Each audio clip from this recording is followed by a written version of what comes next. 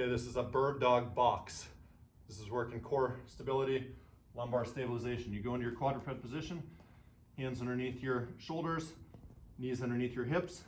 You're gonna straighten your left arm, right leg. Make a really tight fist with your left hand, reach with your heel back on the right leg. Then you're gonna take your arm and leg away from your body, down towards the midline of your body, and then up. So you're drawing a box, and then you're gonna switch sides. So out, down, towards the midline, up. When you draw the box, it's a small movement, maybe like 3 or 4 inches in each position. And the goal is that you're keeping your core nice and tight and not overly extending your back as you do that.